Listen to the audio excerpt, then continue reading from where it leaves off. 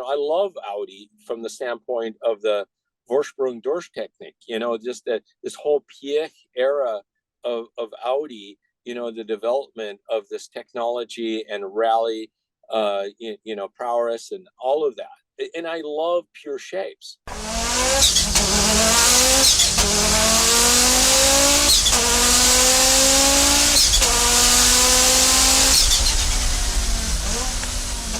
Hi, George. Freeman, how are you? Good. It's a pleasure to speak with you, sir. Yeah, absolutely. I guess I'll just I'll dig right in. Well, first, quick one. I've been a fan for a while. I think I caught years ago back. I started a website called VW Vortex, which was kind of like the VW forum in the early forum years. But one of the things that put us on the map in the early days was the launch of the production Beetle. But I had caught, I think it was a Graphiste magazine, like some really in-depth story about you and Jay working on Concept One. And I think for the purpose of this audience can be more familiar, at least with the TT, but would love to hear. We're Audi Club, not Audi, right? So I don't mind. I don't mind deviating to other things, and frankly, I think that enriches the conversation. So I guess I'd ask first, could we start with you and some of your background? Yeah, absolutely. So I grew up between Europe and California. And that was due to my dad was in the Air Force, and my mother's German, and so that gave me a kind of a great idea of the automotive landscape, and kind of piqued my interest and made me more curious between European cars, German cars, and American cars, and growing up in a neighborhood in Southern California. This was probably, we moved back in 1966. And by 1968, in this little neighborhood of townhomes in Cypress, California, I ended up living about 5 houses away from Jeff Swart. And really? And so Jeff and I were friends, and he's about a year and a half older than me. And his dad had a really early 901. And his mom had a 356, and the neighborhood was filled with really interesting cars. So that was kind of my formative years. I went into the Air Force myself after high school, and I was stationed in England. And I was always a car enthusiast, always, especially on the Porsche side and the Volkswagen side and all of that. Came back.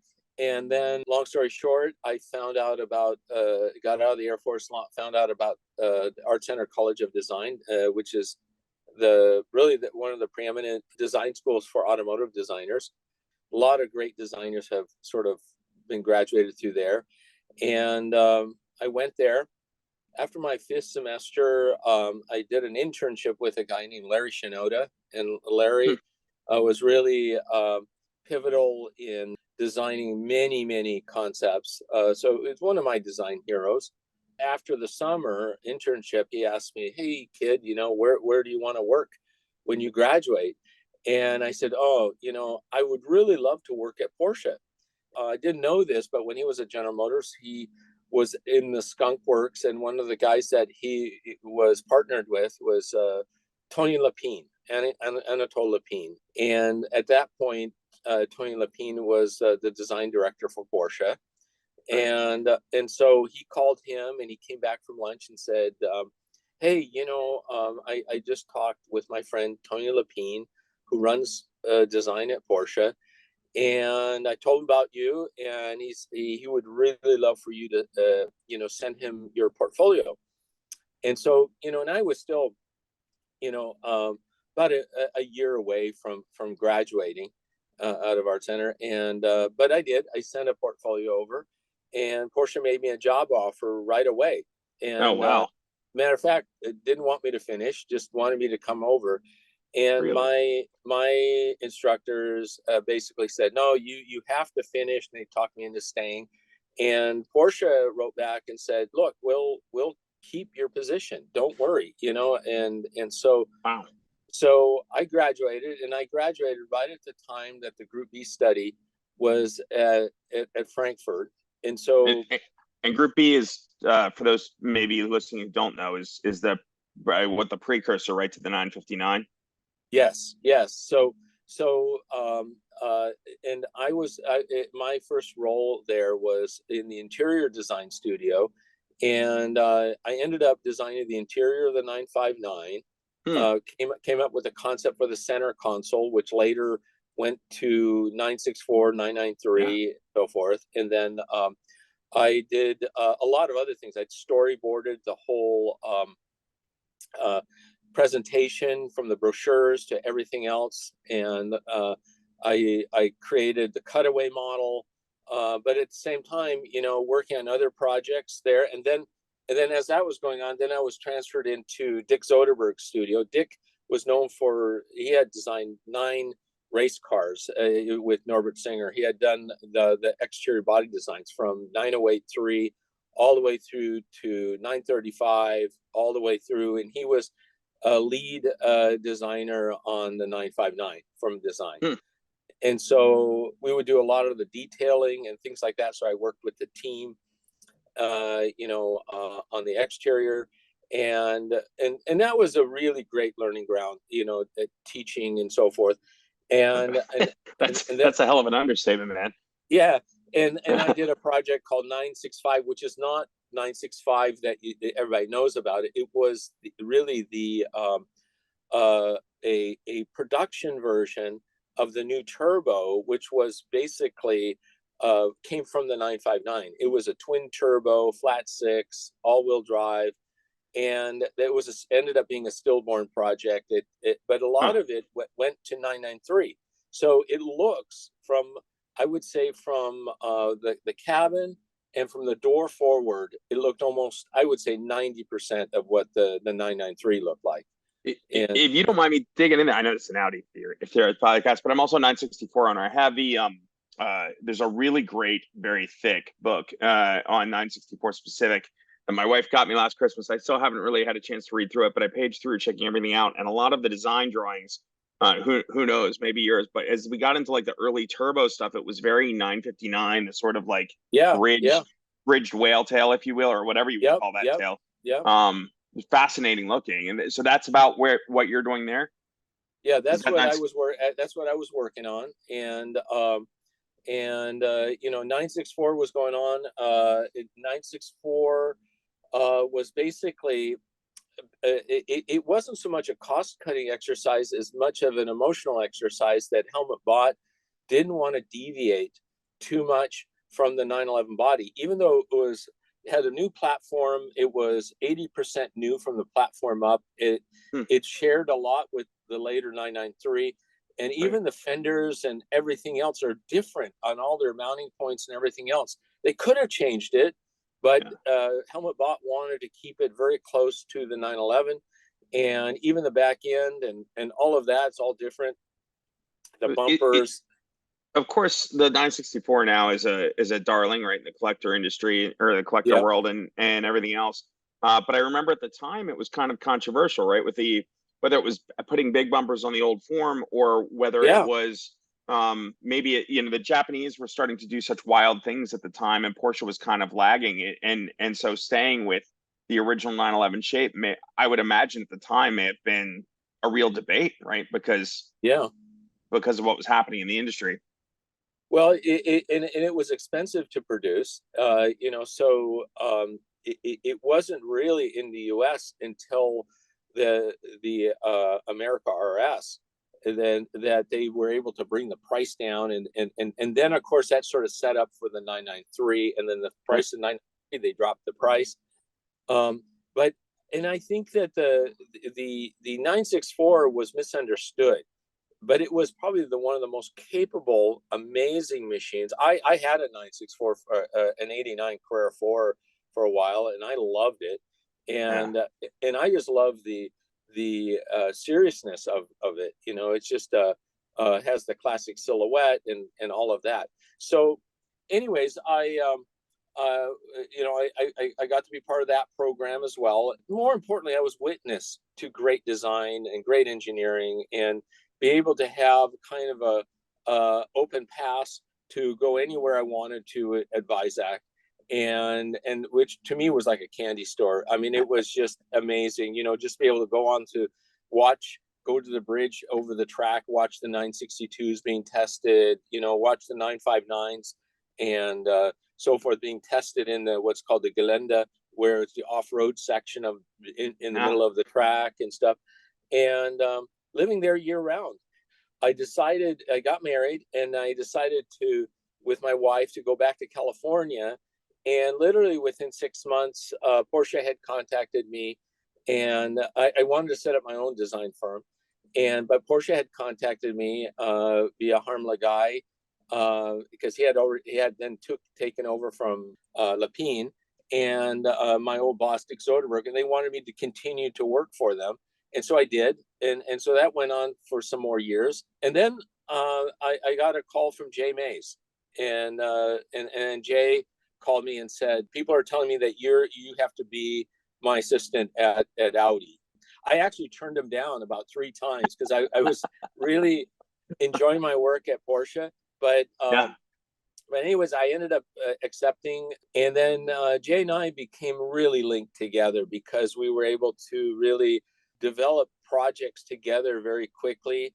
We created the Concept One, which became the new Beetle, and then we put the team together. And can I dig in there a second? So it's been a while since I've read that, probably decades since I've read that Graphiste. But I remember one thing that was brought up in there was you guys were kind of secret squirrel about that, right? Like you're working on a Volkswagen project, but you're Audi designers. And I think this is what, the Simi Valley Design Studio in California? So what had happened is we watched the whole, Volkswagen Audi market. This is 1992, 91, 92, 93, 94, that period of time. And we know that wasn't a lot of years after the 60 Minutes debacle. And Audi had a real image problem. And Volkswagen made some pretty bad cars during those years for the US. And I had a saying, customer never left Volkswagen, Volkswagen left the customer. And so but the Americans still had this amazing love affair with the Beetle. And so Jay and I concocted that if we wanted to have Audi in the US and keep it there, we had to make sure that we could figure out a way to make Volkswagen healthy. We came up with the idea of the Beetle. Hartmut Varkas was just now bridging between, being head of design for Audi. And then we pitched the project to him. We called it Project Lightning Bug because there was a mandate to have a zero emission vehicle at that point for California. And so Lightning Bug, we pitched it as an all electric vehicle in the beginning. And so Varkas loved the idea, and he said, look, he confided in us and said that he was going to become the new head of design for the whole Volkswagen group. He approved a small budget for us to start working on this concept idea. And he also confided in us that Ferdinand Piech would then become the head, the chairman of the whole Volkswagen group. With all of that, we did it in secret. Matter of fact, the way our studio was set up was we had these Jack and Jill doors that had the Volkswagen side of the studio and the Audi side of the studio. And every time somebody from the Audi side, the Volkswagen side would come over and say, what is that? We'd have it in full size and everything obviously looks like a Beetle. And we never called it a Beetle. We said, well, we had done an aerodynamic project called A1X. And we call this one A2X. And they came over and they were just confused and looking at this. And then eventually the person that was running the Volkswagen side of the studio went back to Germany. And at that point, we invited the designers from their side to join us and said, look, and if you look at the famous painting of the Concept One, you'll see everybody in there. We had an amazing team of great designers. We had, outside of Jay and myself, we had a guy named Craig Durfee who actually created the original Viper for Chrysler. It was an amazing designer. We had Franz von Holzhausen, who today we know from Tesla. We had, and it just sort of went on and on, yeah. So we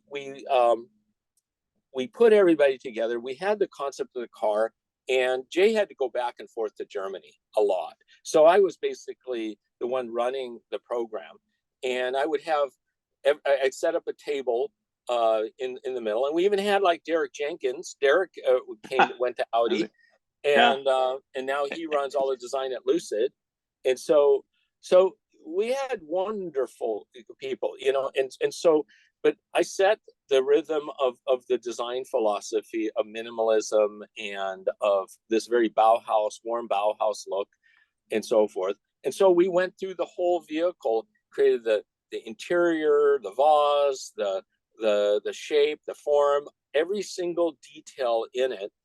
And then we finished the coupe, and then and Jay would be coming back and forth, and we sent this was January of 1994 when the Detroit show was in the middle of winter. We sent that over there. Jay was with us as well, and then and we enjoyed watching the response of the concept one, which was really disrupting the whole show, because all the other show stands were set with their press conferences, and nobody wanted to leave the Volkswagen stand. They just demanded that Volkswagen had to build this car. And so then, as I recall, I wasn't at that one. I was there when they debuted the production car, but as I recall, I forget who presented, but weren't they reluctant? Didn't they say like Seifert? It was Professor Seifert. Okay. Seifert, was very much against the project, but under PX orders, he had to present it. He was not happy about it. We had 3 drivetrains that we presented it with. One was all electric.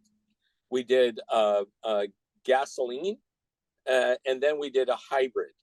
And so we basically had the front engine module with the wheels for all 3 of those to show the family. And the whole concept, if they would have let us continue with the original concept, we would have done it. We proposed it as a skateboard platform, all aluminum chassis with all composite parts that assembled together in very, very modular fashion.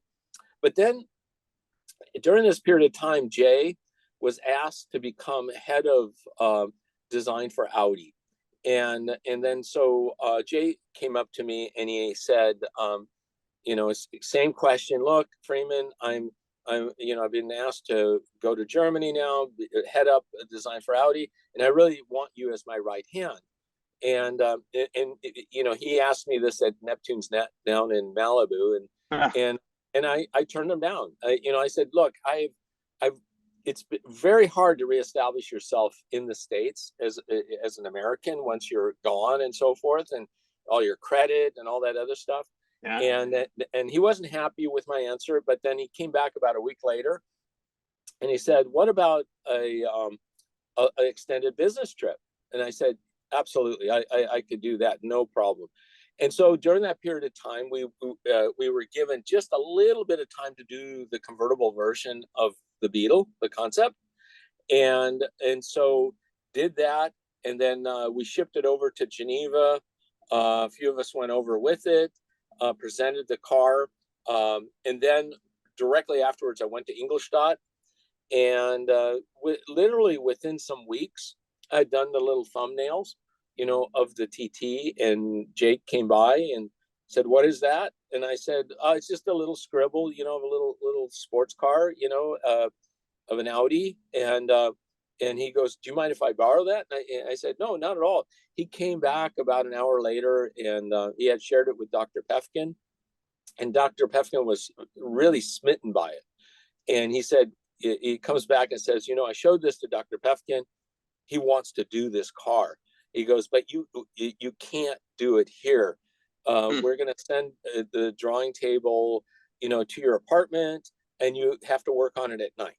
What year is this, do you think? This started in 1994. Yeah, so this was started about March of 1994. This Geneva show was in March, and so literally it was a few weeks after that. And then so in context, like design wise, Audi is, the B5 A4 isn't even really out yet, and even the B5 is an evolution of this kind of like traditional design style at Audi. I Yeah, think that yeah, the TT kind of is a marker of a bit of a pretty substantial change.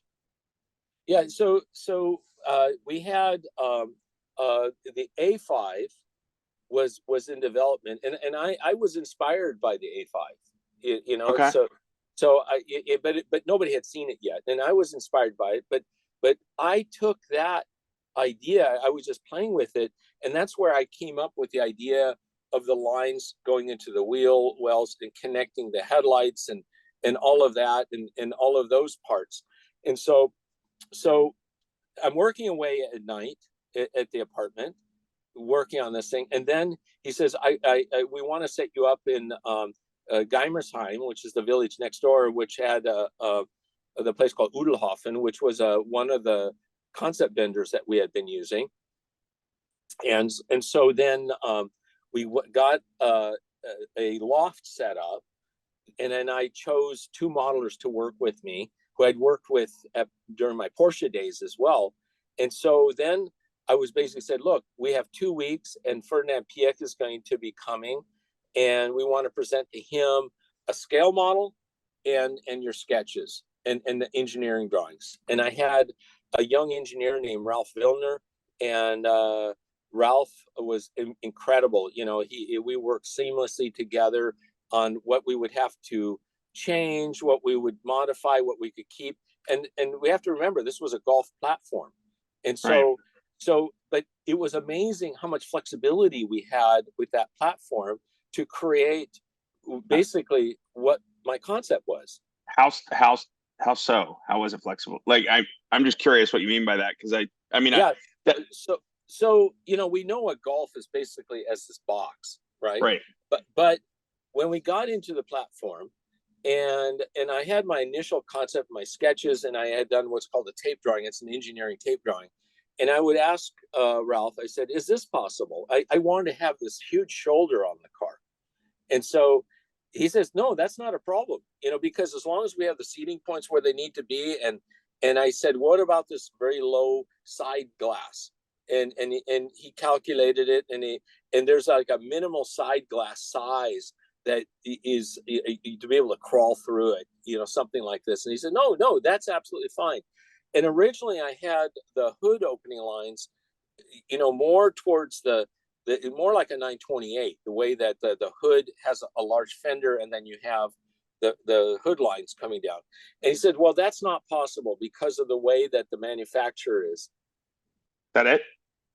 Oh, look at that. Wow. Yeah, Yeah. that's my tape drawing. Oh, Wow. is it? Yeah. Yeah. Here's the side. Yeah, that's my original tape drawing. I still have it. Do you? Audi had put these out. Will probably use some of these assets with the story, but I had during the Yeah. Fortitude years, whenever Audi would put up, I used to work on a website called Fortitude. And Yeah. during those years, I would take really any assets they put online and grab them so that I could run them on our site as we would run stories. So So fortunately, I this is a have 1:4. Yeah, this is a 1:4 tape drawing. And okay. so what I did was I would have the engineering drawing of the Golf underneath, and then if you go to the side view of the, so originally I had it like this where I had the fuel filler, you know, because, and then later we extended it, and you probably have my sketch notes from the blue notebook somewhere, probably in there somewhere. But anyways, that's later. That's at Ital Design. So that sketch right there is one of the original sketches right there. That one right there. So this is a in case we'll do an audio version too, but it's a 3/4 of what looks like a coupe, Yeah, but almost. Am I seeing like a glass roof yeah, or a? yeah. I didn't know at that time. This was one of the first Right. sketches. You know, so this is March 24th, 1994. So this is and then probably if you go back to that image, scan out a little bit, you know, pan out a little bit. So yeah, so you'll see There's those are the scale models. There's my tape drawing of the spider. So I had a tape drawing of the spider, had a tape drawing of the and what's coupe. that behind it? Is that it almost looks like a That's probably a Audi. I'm trying to think, maybe A3 A3, perhaps? probably Yeah. A3. Yeah. I was just doing a comparison in size to it, and I I'm gonna stop sharing here. I do have a couple others, but they open up in a different window. So Okay. Yeah, let's see no, that's here. great that you have those. So Is this yeah, the there's my notebook you're talking about? sketchbook. So this is what I had done early on. I started looking at all the different iterations and versions, so that there you see the long side glass. Yeah, at the top you see the Roadster. Then I sort of envisioned a Spider, which would be kind of a homologation, and then a Spider hardtop, which would also be more of a homologation car. And so when we did the concepts, we decided 3A and 3B to do the concepts. Okay. So the And coupe you made was more that's the reason why the different C pillar that you have without that rear quarter glass is because it's the coupe Spider that you had envisioned. Right. And so that was part, but you can see the whole family there, and you can see we had already started to strategize the drivetrains and the engines and things like that. So what happened later, which was interesting, is as I was developing the scale models, Dr. Pefkin came in and he said, to make this project financially viable, we're looking at possibly that Porsche does a version as well. In other words, that they would have something below the Boxster. The Boxster hadn't come out yet, and but it would be below the Boxster.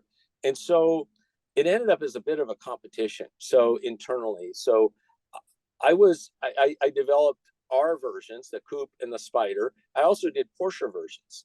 Yeah, so we actually did scale models, and I have photos of those that I at some point I will share those, but it's still a bit early on that. It might be a little bit controversial. Sure, So yeah. yeah, and then Porsche did an Audi version and a Porsche version, and so and those looked very Boxster-esque, the way, because one of the designers that working on it was Grant Larson, and so he had done that, and so, but the way that I approached it was more as a modularity. I kept the doors because I came up with this large shoulder to the door, and then I just changed the way the clips were. It shared the dashboard, had the same dashboard, but it had different instruments and things like that in it. But it didn't end well. We had a presentation at Ingolstadt. There's a lot of chest beating on from not so much from Audi's side, but from Porsche's side. Audi was with Ralph Vilner and Pefkin and so forth. They were so confident on their engineering, and Porsche just felt that they were so much. It was this hierarchy at that time, Right. and so it didn't end well. And is this pre-Boxster? Yes, pre-Boxster. Yeah, Boxster's going on in the background in Porsche, but right. But then we had there was another meeting where Pefkin had to go to Stuttgart. He came back. I was at Udelhofen, and he basically says, it didn't go well at Porsche. Start the full size. We're going to Frankfurt, and they don't know it. And Porsche never saw the coupe version of the car, by the way.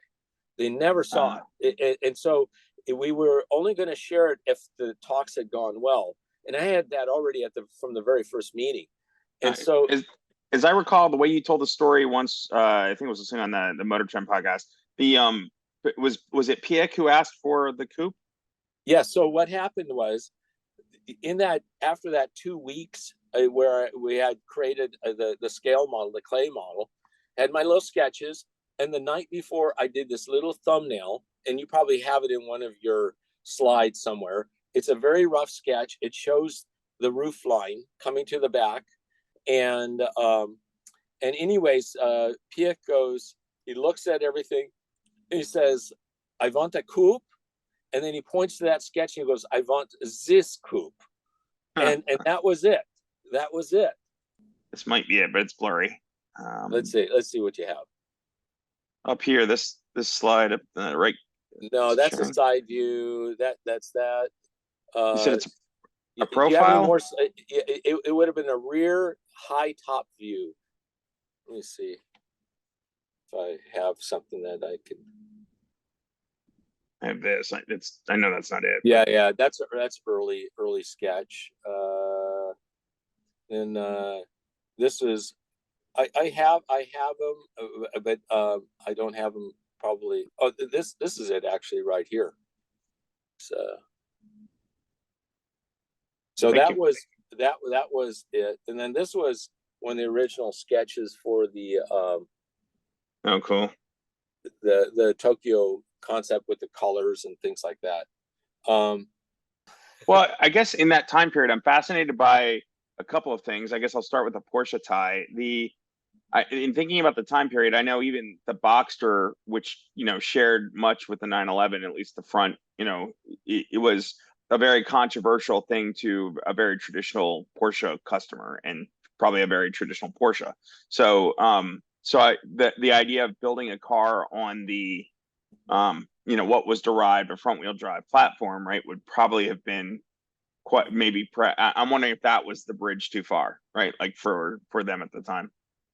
I don't know. I don't know. It's I know for Audi, the Golf platform, because it had all wheel drive baked into the platform, Right. and I think looking at if you look at the 356, and the 356 basically is a cousin of the Beetle. Right. And even in the very beginning, it used the engine case and the gearbox case and all of that stuff from the Beetle, and the platform was a little bit different, but it's fundamentally the same. And being at Porsche before, when they were doing things like 944 and cars like that they were controversial in period. Is this a Porsche? Right. And I think people look at them differently today, because they look at them, oh, it's a 944 and they're great cars, but back then you're comparing everything against the quintessential Porsche, probably the 911. And so when doing the TT, I wanted to prove that taking these philosophies of Erwin Commenda, and with his history going all the way back to the Beetle, and his history going back to the auto unions, and then the Porsche 356 and the 550 Spider, and into early stages of 911, that there's a way to take his philosophies, blend them with modern, with this kind of modern Bauhaus, if you will, and create this vehicle that visually communicated Quattro, it communicated Audi, it communicated Auto Union, but it also communicated this connection to Porsche, Ferdinand Porsche, in the beginning, Right. So, and that's where design, I think, has the opportunity as a communicator. I mean, it does so wonderfully, right? I remember when it came out, it was so, even today, so much of when people think of like longtime Audi enthusiasts, or brand enthusiasm, so much of that revolves around Quattro, because that was such a technological change, and arguably it's classic Giugiaro, box, it's of that geometric era that's so cool too. But what's interesting about TT is it was really ushering in this new, it was not. It's interesting because I guess you could say timelessly it harks 356, it harks Auto Union, but it doesn't do so in a decidedly retro way, right? And no, it's the idea, even when those vehicles are being developed, Auto Union, imagine Auto Union, right. the Rennwagen, that they're so avant-garde, they're so Right. from another, and then you look at it, and I love Audi from the standpoint of the Vorsprung durch technique, just that this whole Piech era of Audi, the development of this technology and rally, prowess and all of that. And I love pure shapes. I love Right. these shapes that, but and we call it silhouette innovation. It's basically create something that you can instantly recognize it from, especially the side view. And I'll just go back to that again. yeah, and so in having this rounded front and back was really important to be able to have this very contained, resolved look, and the way that the headlights and taillights looked as though they came from the same family. The only difference was in their function. Right.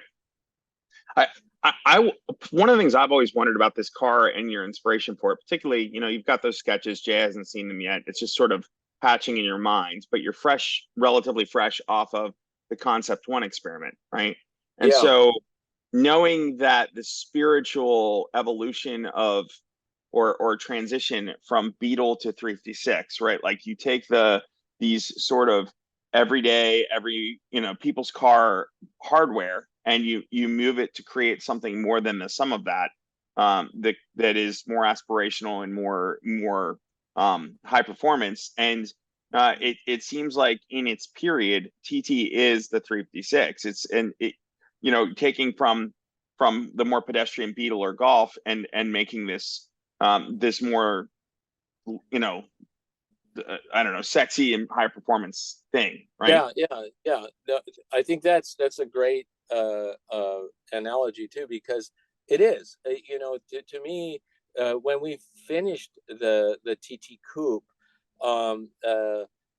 we built the prototypes, the concepts at Ital Design in Italy, and we built them out of metal. They're metal. We actually created metal press tools just to build the two cars.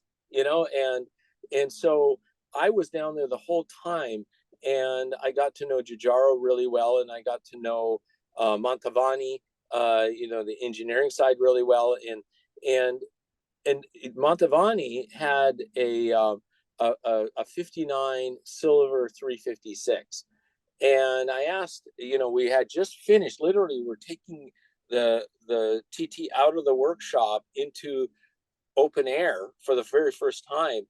And I asked as a favor if I could photograph it with his 356. And so I have those photos. Those have never been seen. So that was the very first time that the TT had seen sunlight. And so that was kind of a neat connection. And I just felt fortunate to be able to, to be part of that story. Yeah. No, I mean, it's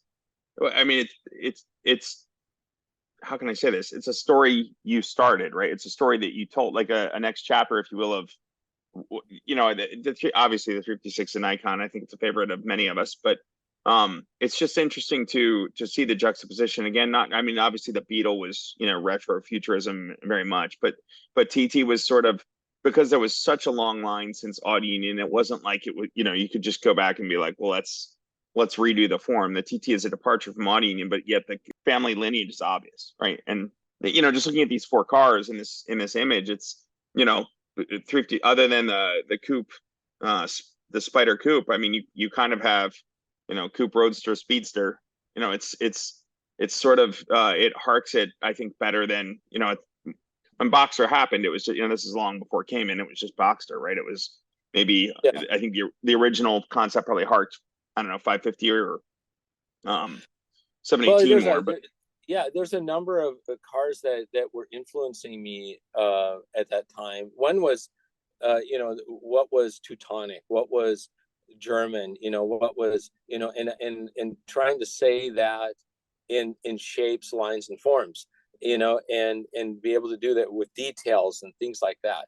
Like you look at the fuel cap and the and all of the little details that we did all around the car. And I worked very closely with Romy Rost on the interior, and baseball glove stitching on the leather, all of these fun things, the color of this kind of really bright brick color, against the slate gray, which had a little tinge of green in it, on the paint.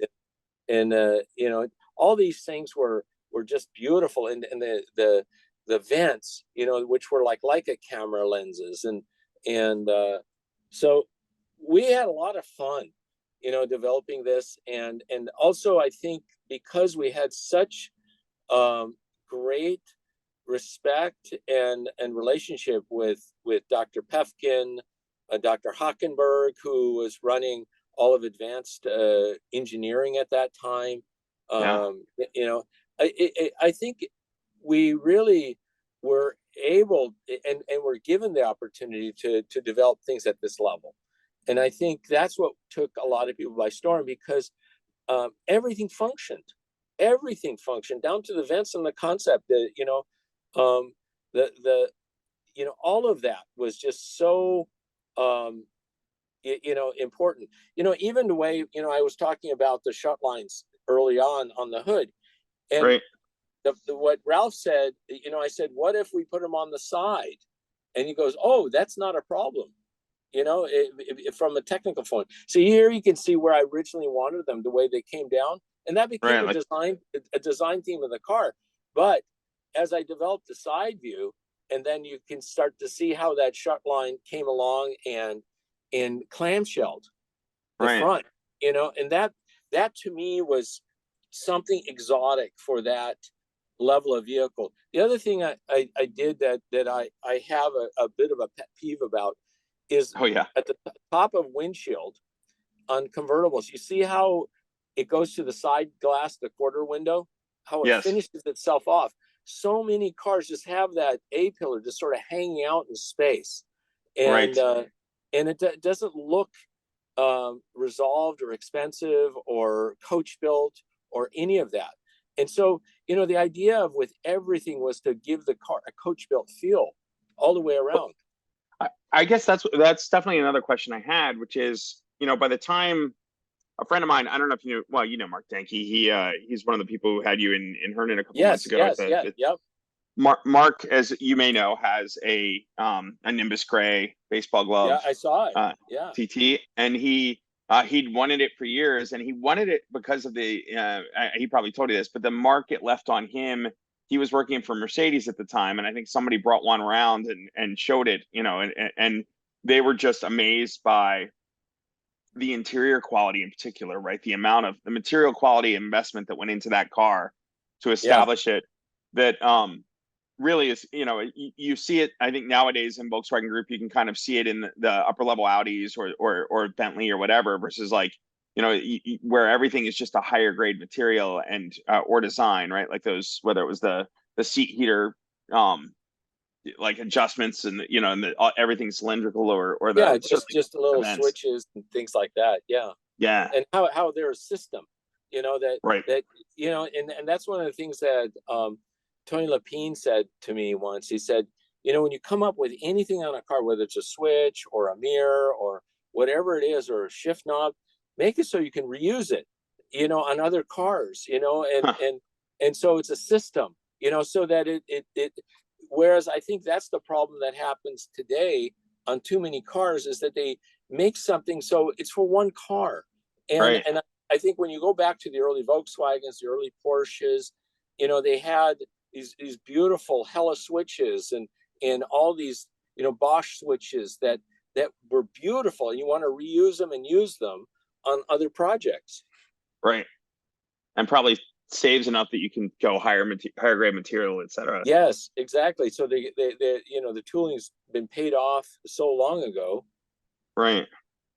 Yeah, Uh, but that that is fascinating. I'm curious if so this car really changes Audi design, I think, from that point forward. And I'm curious if they were already moving that way, because as I mentioned, the B5 A4, which is the car that like had to be in production, it launched in like 90, I think 95 in Germany, 96 here or thereabouts, maybe yeah, 94. yeah. So right as you're working on this, but that's still an evolution of different, better proportions, but a new platform, but an Well, the evolution. yeah, the A4, I think was a great car, Yeah. but it really didn't have a style that you said that's Audi, Right.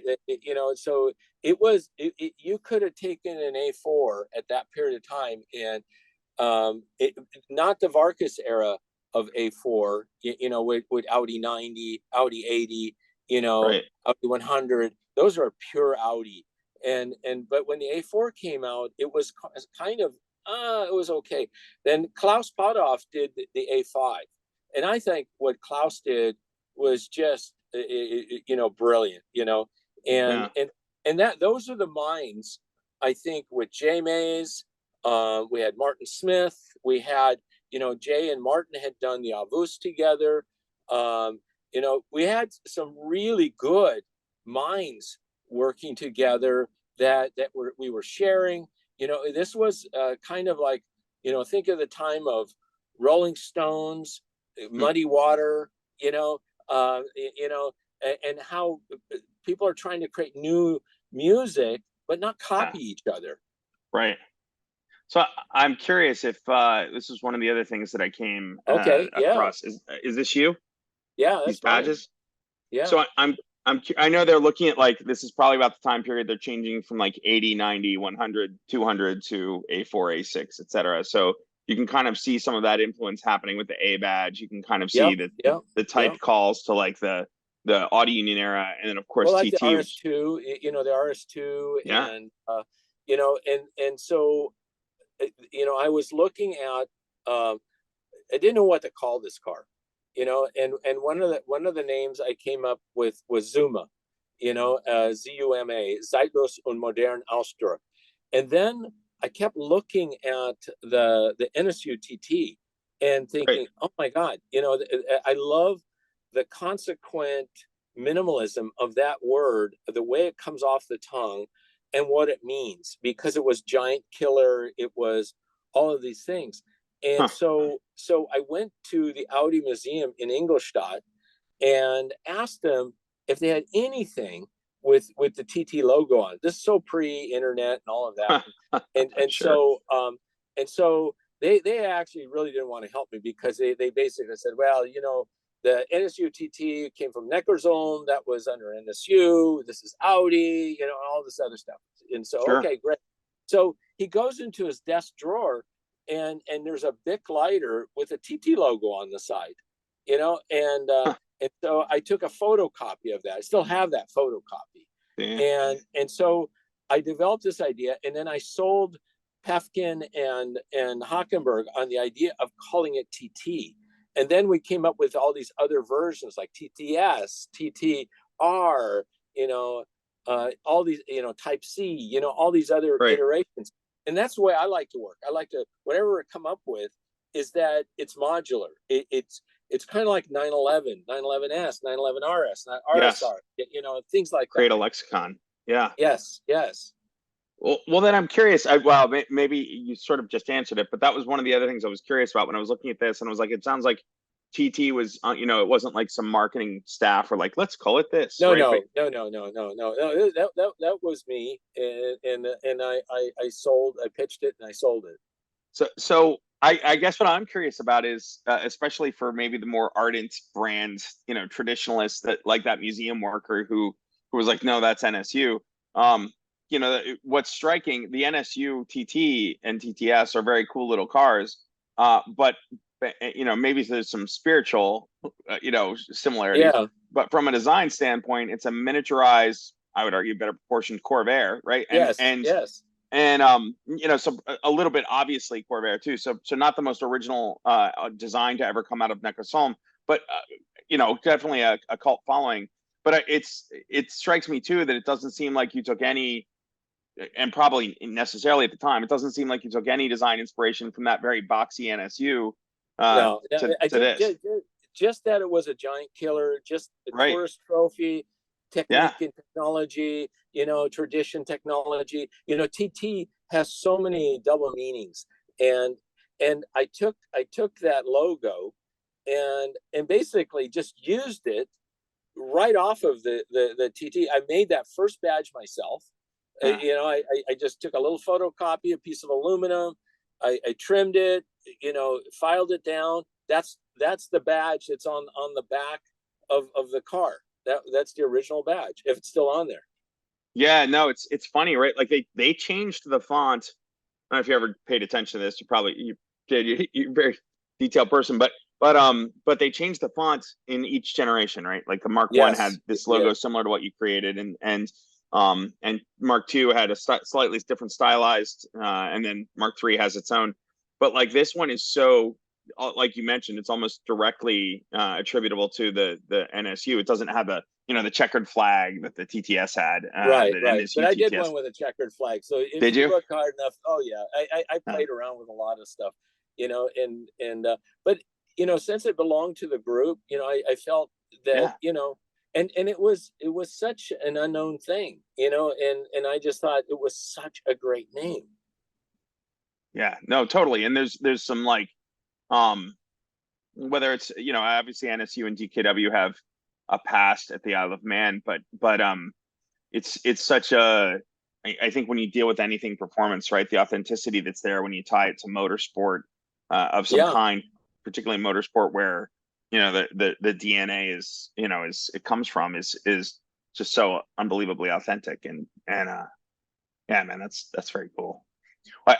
I guess I'd ask, especially looking at that coupe Spider or the Spider, where there, we saw that other drawing. I could probably pull that back front here again, the one that looked like it had a glass roof. Um, I'm curious if there are things that, like, as much as they went ahead and spent money on the development of this thing, um, are there things that you wish, had you been calling the shots that Piek was, and could have made that sympathetic to your own desires as a designer? Were there things that you wish that you could have done with it, that budgetarily or for any other reason didn't happen? No, but mostly, when I created a TT, I looked at also as an identity of itself within Audi.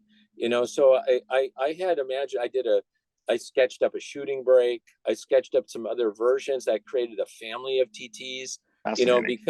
Because if Audi, let's say, obviously now they're killing off TT, but I think it would have been the perfect vehicle to create this whole family with, Right. that has its own identity. This whole TT mindset about design and materials and shape and form and Bauhaus and all of that, and you could create this family of material vehicles. I also think it would be an incredible electric vehicle, does Yes. as a brand, so there's there I you never know. I don't know what Audi is thinking nowadays, but I can only imagine for myself what I would be doing.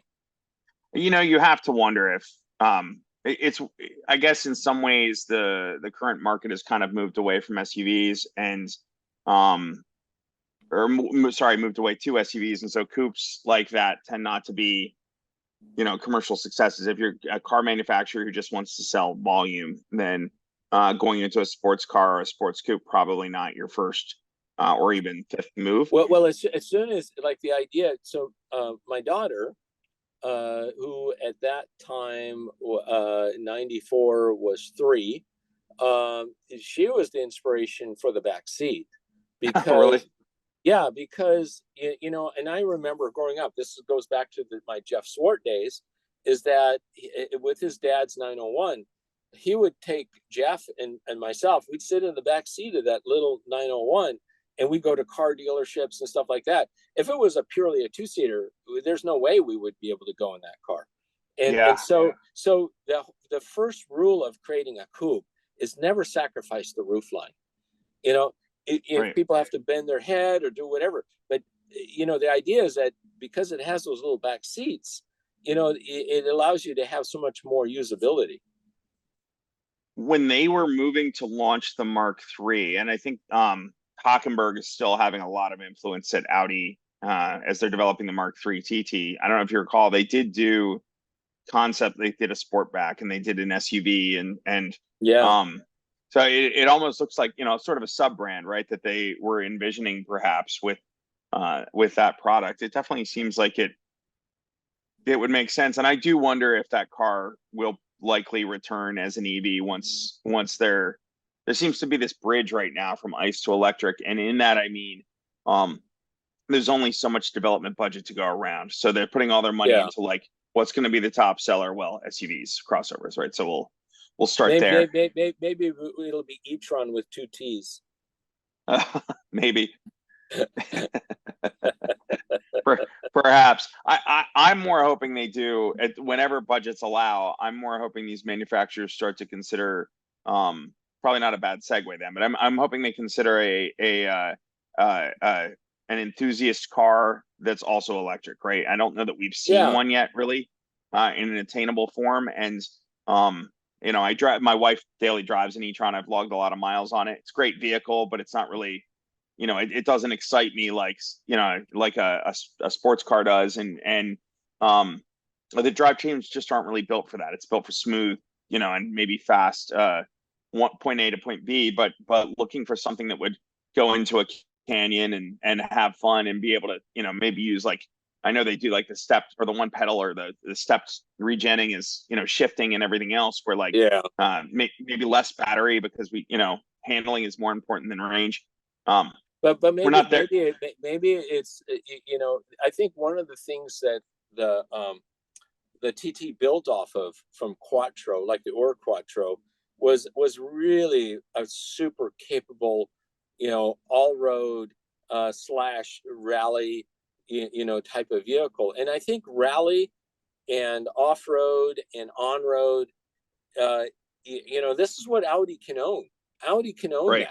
that. They and this is really where nobody else is really going outside the Stratos, which probably was the first to bring that kind of sports car.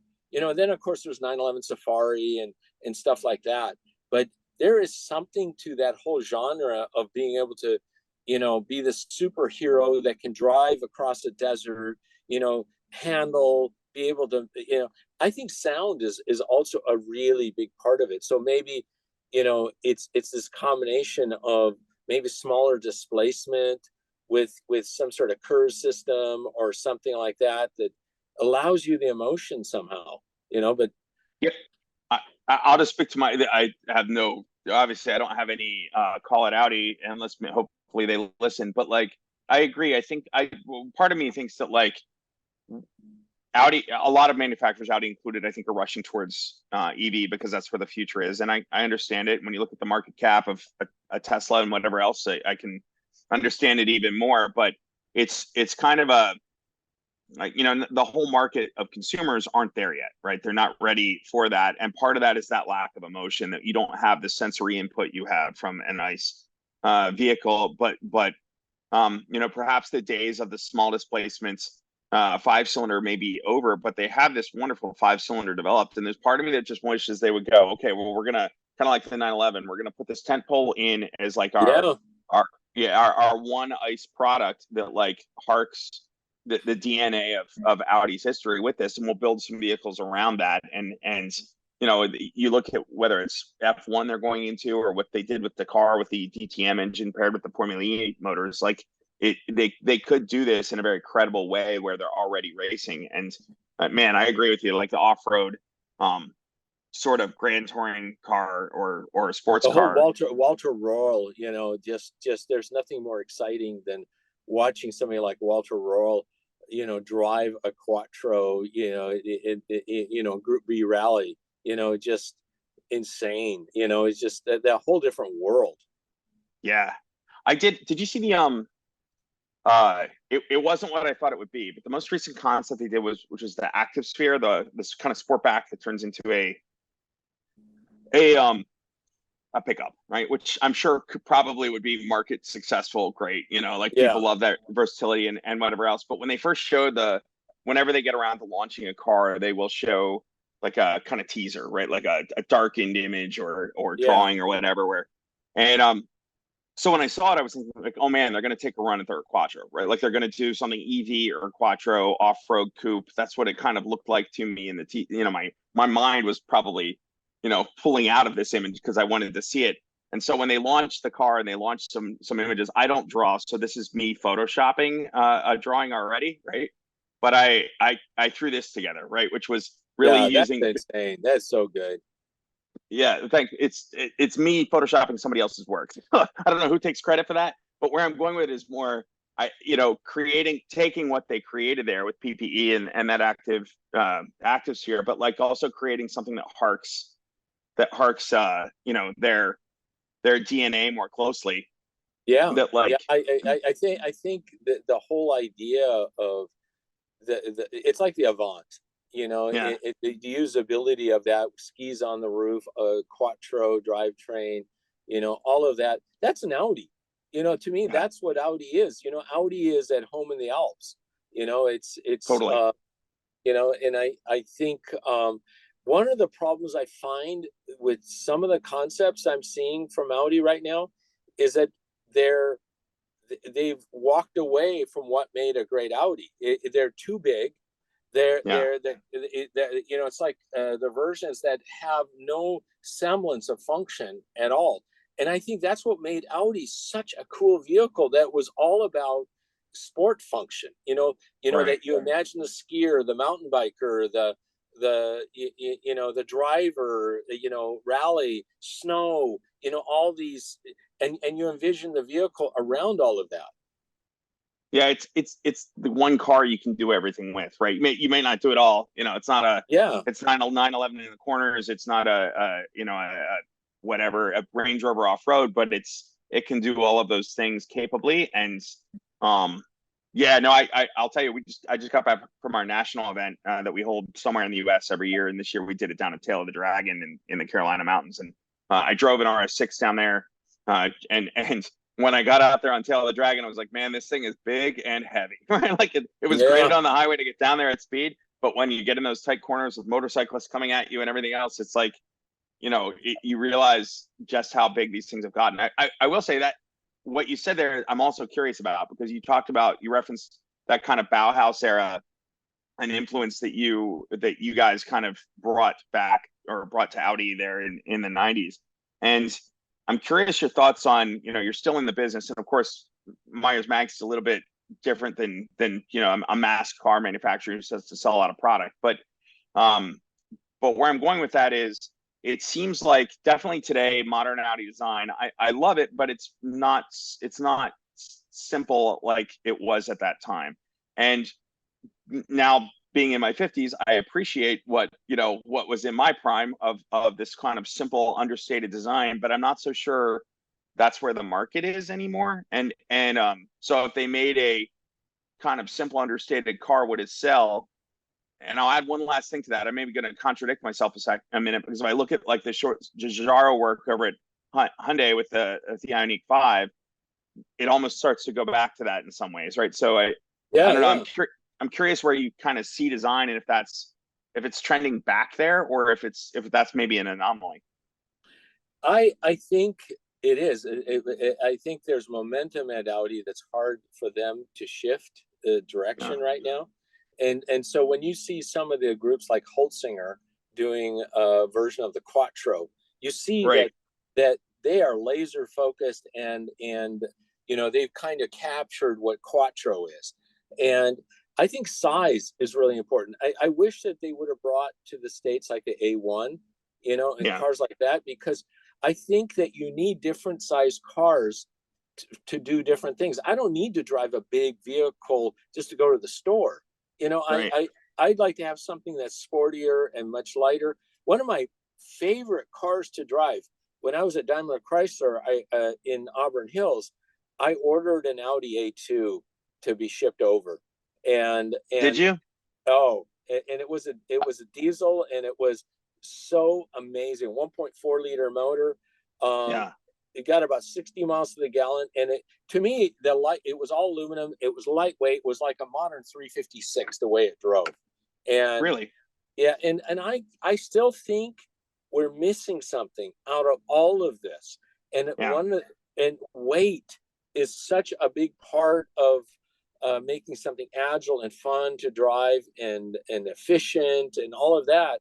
And I think that everybody's just sort of following this formula of where the amount of usable space in the car, because of the exterior, even the TT has a lot of space inside because of the way that the volume of the roof is and all of that, the way you go around. And then, of course, your visibility is designed so it's like a turret.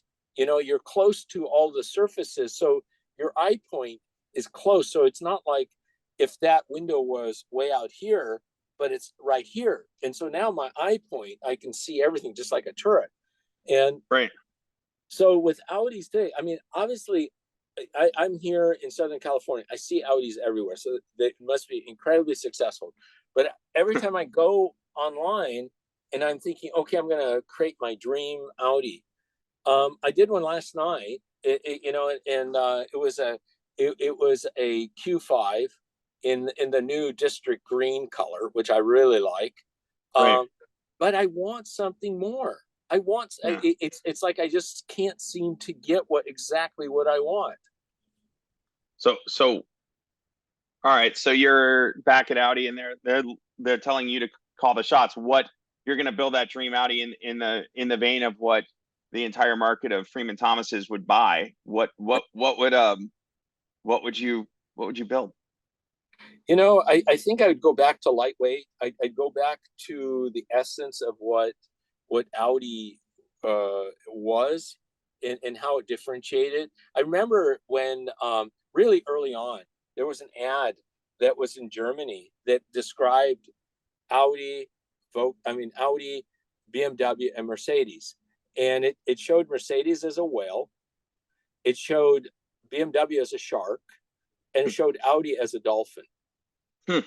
And I thought that was really clever because I think that Audis in a way shouldn't be so easily what we call quick love. I think that Audis should have a little bit of quirkiness to them. There should be Right. something about them that makes them so that, and it's part of their function and part of. So I'd want to do something that was more defined. Right now, I think that they've taken the same design language, which is it's becoming industry normal to how they're shaping their grills and their body Yeah. sides and everything else. I would come up with a very pure design language, something that defined Audi away from everybody else, and again made it timeless. Because it's almost as if the design language now is trendy, Do, and do you so know? I was thinking about this the other day. The single frame grille, which De Silva, comes in under De Silva B. Well, I guess it launches in the A8, which harks, it's an evolution of like the Audi and whatever, the grille. But that was launched 20 years ago, right? yeah, And so now decades in, you think about even like the I mean, I guess it was an evolution of Vorkos, but the Giugiaro kind of inspired era of the 80s, the iconic Quattro starts in the late 70s with the 80, and it's gone by the 90s, right? Like yeah, it's evolved and kind of passed, and here we are, 2 decades later, and obviously it's evolved. But the other side of that is so many brands have knocked off that grill, and Audi yeah. has evolved it in ways similar to other brands. So it's like it's somewhat ubiquitous, and while it's very, an Audi definitely looks like an Audi, the problem is there's so many other cars on the road that also do. Also, I think there was a time that you could buy, let's say, an A6 or an Yeah. A4. You could buy an A4 with a W8 manual box Quattro. The thing was stonking. I mean, the Yeah. thing was just a machine that you could put 5 people in. Um, the driver is just having so much fun driving that thing. It had just a little bit of flared fenders. I mean, the thing was just stonking, Yeah. and I miss that. I miss the W12s. I miss all of that kind of pick, you know, uh, He had a cylinder he had a flair, didn't technology.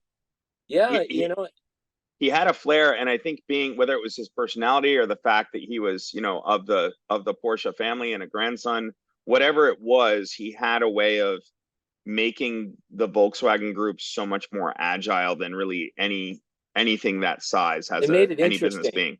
Yeah. Yeah, it made it interesting, and it kind of like what we're talking about, where if Audi were to produce this one vehicle with the 5 cylinder and all of that, and maybe Right. it was such a small percentage, like the 911, Right. but it's the soul.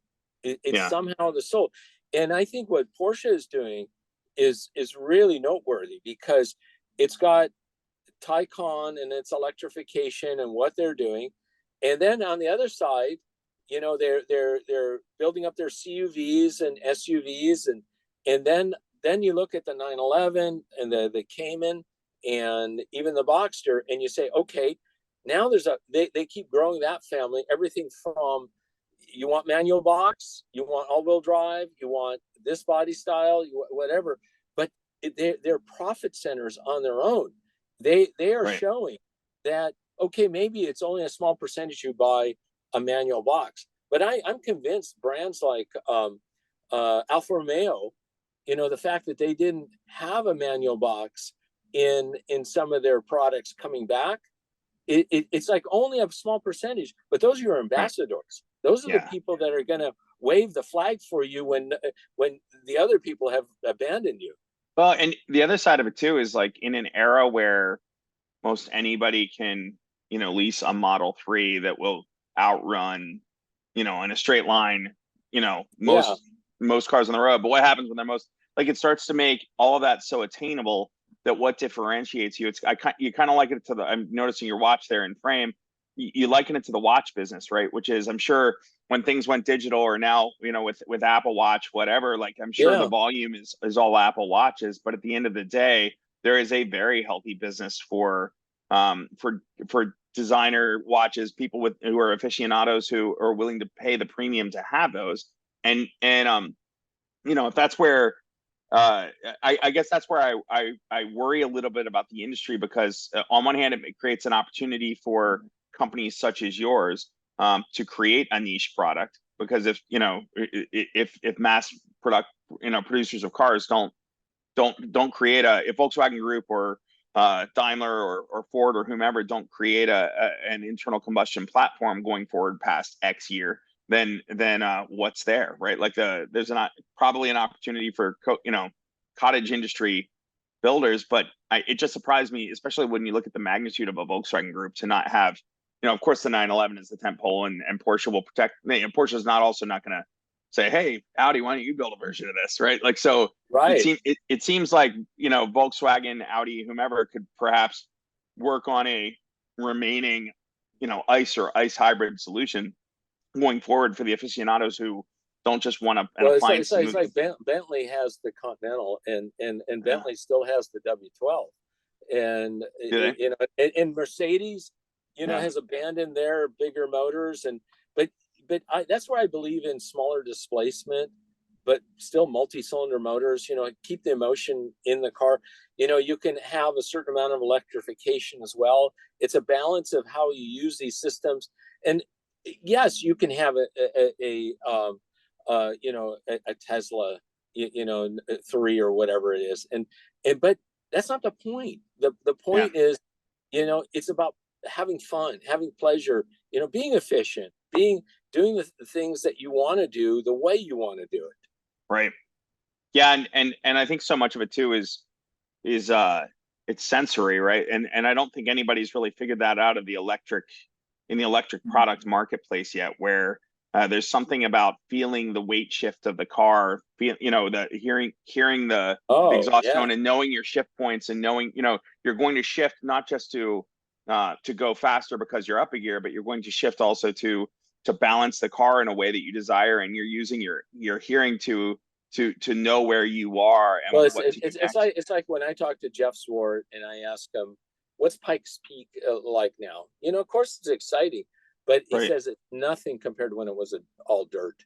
When it was dirt, that was, and that's why you do it. It's because why does one ski? Why does one ride a bicycle? Why does one surf? It's because the activity is the fun. That's what it is. No, it's funny. I when I think of just driving enjoyment, like, as I mentioned, I have a 964. It's not as fast as our daily drivers, right? But there's something magical about the dance of going out and driving it, and the way it engages me and requires me to be engaged. Where I just got back from the Carolinas in the R6, and I love the car. Don't get me wrong, but like, stick on autonomous and get it on I-81 North and just kind of let it do its thing. And if I'm taking that trip, I don't want the 964. I want the R6. But there's something engaging that I just hope doesn't go away. And there is a little bit part of me that sees the split between ICE and EV. I think we're in this point right now. We're seeing it. We're experiencing it. Companies are trying to figure out who they are. The Right. customers are speaking. I think that electrification has an audience, but it has to be justified as well. So at certain levels, like here at Meyers Manx, we're basically creating micro mobility, and Right. which are vehicles that, hey, I'm gonna go to the beach, I'm gonna go, even if you go up the coast a little bit or whatever, but it's not promising that, hey, I'm gonna drive it across the country with my whole family, with everything I own in it. Right. And that's where the problem comes in, because it's not range anxiety, it's charging anxiety. Right. It's where am I going to charge it? What am I, do I have to sit there and wait for it? What's the deal? So certain areas are going to be, and that's where I think hybrid technology Yeah. is still really untapped. Yeah. No, totally. It's interesting too when you think about EV product as well. I would, if you still have time, I would love to ask you a little bit more about Meyers Manx and your philosophy behind it. But for this reason, right? Like I mentioned, we have an EV, and a lot of people, when I tell them I have an e-tron, like traditional, either other auto journalists or people who don't own one but considered electrics, and oh, you need 300 miles range, you need all these things. And my wife has a 70-mile a day commute. The car will do 220 on a full charge. I don't need that much, and you don't want to, for pace of charging, you don't want to use that much of it anyway. But it's plenty, and we've taken it on some long road trips. I That's where I'm looking for. My fear is that the car companies is you have the traditional car enthusiasts, and they tend to lean ice. And so whether it's enthusiasts as consumers, or whether it's people at the brands, they tend to go to the ice side, and yet all the budgets and all the development focus are moving to EV. And so what you're left with is people who prioritize, if you pull this back to an ice context, I was just having this conversation with somebody over the weekend. The Toyota Camry of the 1990s, the early 2000s, right, is this sort of transportation appliance. It gets you from A to B reliably. There you go, but not terribly engaging as a product, right? And my concern is, from an EV side, we're getting whether it's a limitation of resources, so let's throw it at what sells, or whether it's because all of the enthusiasts sat over on the ICE side and didn't want to come across the line to work on EVs. You get these transportation appliances that are wonderful transportation appliances, but just aren't engaging. And so I know you're doing an EV version of Meyers Manx. I'm curious your thoughts on kind of how that works with you guys, right? Because I'm sure it's not made to be an appliance. It's made to be fun. It for us, it's perfect because the segment that it's in, and you can charge it at home, and we'll have up to 300 miles of range on the top battery version. Oh wow. And we've got what's called a neighborhood electric vehicle. And what's really interesting is that if you go on a map and you look at roads that are 35 miles an hour and lower, you'll find that 90% of the roads are that. So there's and these are mandated to not be able to go over 25 miles an hour, but doesn't mean that you can't have 150-mile range. Doesn't mean that you can't have tons of torque. Doesn't mean that it can't be really fast accelerating. Right. And so we're going to hit a niche that's going to expose a really a market where people don't need their big cars. And then I think you're going to sort of break it down into different types of vehicles. You'll say, well, this is my vehicle that I can just drive around, go to work, go if I live nearby, or go to the store, or go have fun and do all of that stuff.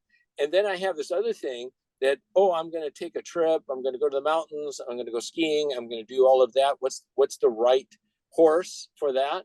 And then I'm going to have my enthusiast car, and maybe the Manx is part enthusiast, but you might want to have something like more of a sports car or something like that for the canyons or something like that. And I think these niches are really where it's going to live. It's where if you try to make all things to all people, others have that figured out pretty well already. Right. So don't go there. Come in with, that's why with Audi, do a Quattro, do do something where all of a sudden everybody starts talking about Audi again in a different light. Yeah. I mean, it's great when you go cross shopping. Well, do I want, there's like maybe 10 different vehicles that I cross shop. I don't want that. I want to be so polarizing. I'm the only one that you Right. want. But I mean, I mean, that's a really good point with the talking about the brand thing, right? Like all of these companies, Audi included, running towards electric crossovers, no matter how good they are, there's a sea of them. And so standing out in that sea is not that easy.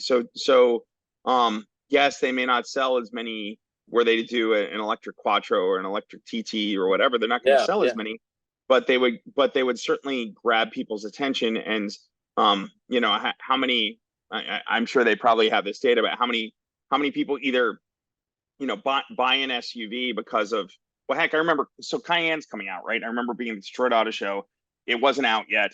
X7 had just been launched there at Detroit. And I'm standing there in the Porsche stand with Fred Schwab, across from this X7 that's sitting there. And he started talking about their car that they have coming, right? And it was, for our customers, they have X number. I think he said 5 cars on average, and they, one of them is almost always an SUV, and why wouldn't they buy one if it's available, right? Because they right. identify with the Porsche brand, they have a 911 or aspire to Yeah, one, and yeah, and thus buy one. But like, if you only cherry pick the Cayenne, I say this a lot too. Like, if Porsche were only the Cayenne and Macan, nobody would care, right? Like, they're good SUVs. I'm not trying to beat up on them, but without the 911 or the 718 to kind of sell the fantasy, the house falls down, right? Like, it doesn't work. They don't stand out anymore. They're just really capable SUVs, and there are a lot of really capable SUVs on the yeah. market. And Porsche, I think does a great job of catering to their classic market as well, like Rennsport and Yeah, all of that. And so it really is a full brand, and they weren't always that way. There was right, a period of time that they did not like the Porsche Club of America. Who are these people? right. Until someone said, "Hey, do you realize it's the biggest single mark club in the world, 130,000 members?" Where do you get that kind of customer base immediately? Right. And so I think that the people have gotten smarter at Porsche and figured that out. I think other brands haven't figured it out yet. Alfa Romeo, they can't even get out of their own way. They come to the States, Yeah. they stay for a little while, then they leave again. It's Well, part of it is commitment too. It's like the Alpha product's good. It's just it's going to take a couple generations to establish it and learn what people like and build to that and those sorts of things. And I feel like a lot of the investors at so many of these companies are like, did it work? No, okay, we're on to the next thing. And yeah, that's and I've worked for companies like that they do really well in the beginning. I give an example. I worked at Ford. Ford, yeah, it does some things really well. yeah, But if it does things in 10-minute increments. right, Okay, let's go racing. Okay, let's win. Okay, I won. Okay, what else can I do? Oh, all right, I'm on to something else. right, And they just sort of leave it instead of sort of where Porsche builds every single thing. It creates a cornerstone, but it has all these other things that are coming in to support the brand. right. And I think that's the difference.